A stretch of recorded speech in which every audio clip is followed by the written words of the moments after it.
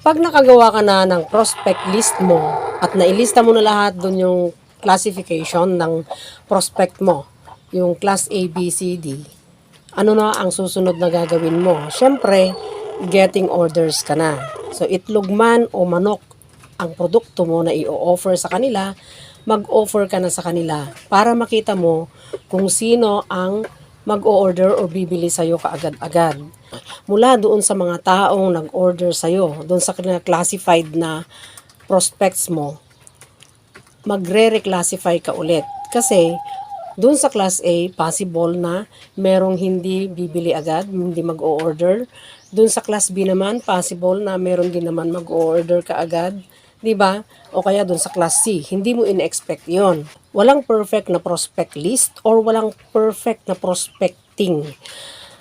Kaya magkakaroon ka ng reclassification hanggang doon sa makarating ka sa magiging regular customers mo. Kasi doon sa mga bumili na una doon sa offer mo or mag-o-order sa offer mo, merong mga hindi bibili ulit or meron yung magdedire-diretsong bibili sa'yo. Meron yung mga pasaglit-saglit na bibili. Ganon. So, magre-reclassify ka. Yung prospect list mo, hindi yun permanent. Ang magiging permanent muna pagkatapos ay yung magiging mga regular customer mo. Yun na yung mga ipaprioritize mo talaga pagdating ng harvest ng itlog mo or pagdating ng harvest ng manok mo. Kasi sila na yung regular customers mo. So from your prospect list, makakakuha ka doon ng mga regular buyer or regular customer. Anong gagawin mo pag kukuha ka na ng mga order? Siyempre, may mga paraan yan. Unang paraan, pwede kang P2P or F2F na tinatawag, no? Person to person or face to face. Kasi alam nyo, yan ang pinakamadaling approach para makabenta ka kaagad or makapagpa-order ka kaagad ng product mo. Kasi masasabi mo na sa kanila kaagad yung qualities ng product mo. At saka kung paano mo inalagaan ang manok na pinanggalingan ng itlog or yung mga kiting pinalaki mo for meat production. So, pwede mo nang sabihin sa kanila kaagad. Di ba, papansin nyo, ang hirap mag-text, no? Pwede rin naman yung text o kaya chat. Pwede naman yung tawag. So, yun yung mga paraan na pwede. Pero may mga discretion ka doon kung tawag ba o chat na lang. Kasi, kung close na close kayo at pwede mong sabihin lang dun sa chat, alam mong okay siya, chat mo na lang. Pero kung kailangan mo pa ng maraming description or explanation dun sa produkto mo, mas maiging gagawin mo yung P2P or F2F. Lalo na kung bago ka pa lang na seller ng product mo. Yun nga, itlog at manok. Siyempre, itong pinag-uusapan natin ay tungkol sa poultry farming, no? Sa egg production at saka meat production. Pero, applicable din ito sa ibang mga products. Applicable din ito sa ibang businesses na kailangan mong mag-offer ng product mo, lalo na kung bago pa lang, no? Balik tayo doon sa class, no? So, doon sa class A, class B, class C, meron yung mga, kagaya ng sinabi ko, meron yung mga makukuha ka doon na mga regular customer. Pero, medyo mahabang panahon yan na makikita mo talaga. Kasi, syempre, ngayon nag-offer ka. Sa susunod, baka hindi sila mag-order ulit. Sa susunod naman, meron yung babalik kasi nagustuhan niya yung product mo. Sa susunod, meron din naman yung babalik, no? Hanggang makikita mo na yung talagang pabalik-balik na pag naubusan sila ng stock ng itlog, sasabihin nila kaagad sa'yo, i-chat nila sa'yo, or itatawag nila sa'yo, o mas pag nasalubong ka. Ganun talaga doon, di ba? Sasabihin nila sa'yo na, paipon na lang ng itlog ulit o bigyan mo ako ulit ng itlog. Pero ikaw na seller, kailangan din naman na magiging reliable ka.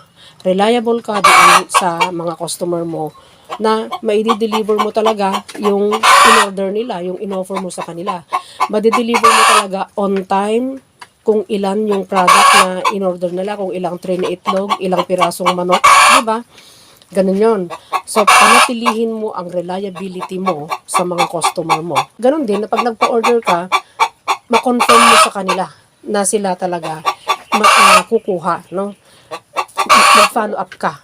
Ganun. At dapat matututunan mo rin yung mag-umpisa ng usapan para makapag-offer ka. At matutunan mo din dapat yung mag-close ng usapan para mapa-order mo talaga sila. Pag-aralan mo yun. Kasi alam mo, pagka kahit na itlog o manok ang tinda mo, dahil may poultry farm ka, ano ka na rin, seller ka na rin, di ba? So, kailangan marunong kang mag-start ng usapan, marunong kang mag-close ng deal. Na kahit kaunti lang yung idinidil mo, kahit kaunti lang yung offer mo, marunong ka dapat na magsara.